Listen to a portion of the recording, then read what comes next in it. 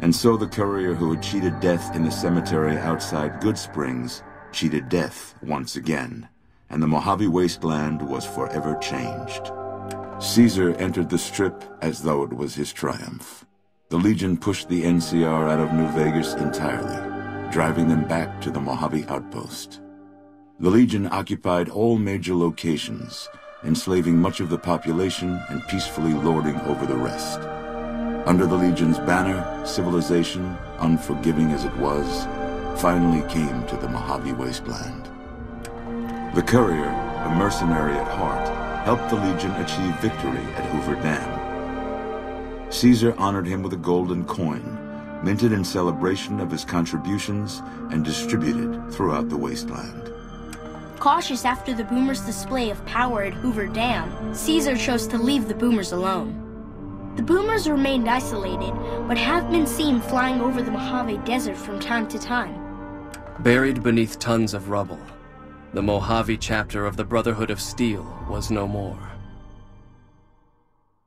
Those few who were outside the Hidden Valley bunker when it was destroyed settled into new lives, or headed west to find a new chapter to join. Hoping to lead the Mojave Brotherhood down a new path, Veronica sought to learn from the thriving cultures of the desert.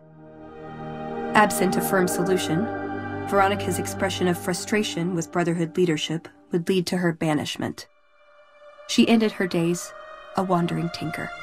The Fiends attacked Camp McCarran during the Second Battle of Hoover Dam and suffered heavy losses. Caesar, unimpressed with their performance and their dependence on chems, had them exterminated. After the Legion's victory, Caesar, out of a strange respect for his old fellows, allowed the followers safe passage out of the wasteland. Reluctantly, the followers accepted the offer and abandoned Old Mormon Fort to the Legion. The Legion, preoccupied with its acquisition of New Vegas, scarcely took notice of the town of Good Springs. Many locals moved on, fearful of Caesar's long shadow. Only the old and the stubborn remained. As reward for their loyal service, Caesar forcibly integrated the great Khans into the Legion. The sick and elderly were killed, the women sold as wives to ranking officers, and the tribe's identity was annihilated. Though many great Khans mourned the death of their tribe, many more were ultimately satisfied with their revenge against NCR. With no cure for the Nightkin schizophrenia in sight, the disgruntled Nightkin left Jacobstown. Without a treatment, their insanity grew. The crazed Nightkin terrorized the wasteland, and Jacobstown suffered repeated reprisals from mutant-hating humans. In the end, the surviving mutants abandoned Jacobstown entirely, its existence quickly forgotten by the rest of the wasteland. Lily continued to take her medicine at half doses, and although she remembered her grandchildren, her mind remained muddled and confused. Eventually, she parted ways with the courier and traveled west, seeking the remnants of her past. After their victory at Hoover Dam, Legion troops rolled through Freeside. The Kings tried to fight back, but most were killed, and the rest fled into the wasteland. Revitalized by Violetta's brain, Rex eventually learned to balance the memories of his old life with Violetta's experiences among the brutal fiends. His mind had difficulty adjusting, but Rex eventually found peace with his new, more vicious self.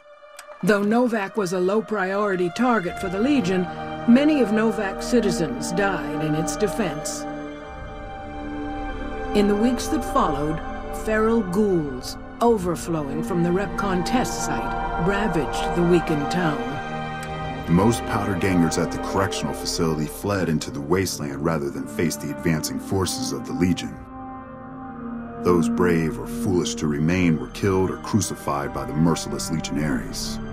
Armed with a wide array of improvised explosives and stolen weapons, the Vault 19 powder gang tormented the Mojave wasteland for years. Citizens of the NCR were favorite targets, and they always suffered the worst fates. Despite NCR's pledge to support Prim, they abandoned the town after their loss to Caesar. Though Caesar keeps Prim open for business, Its citizens live under the constant watch of Legion soldiers.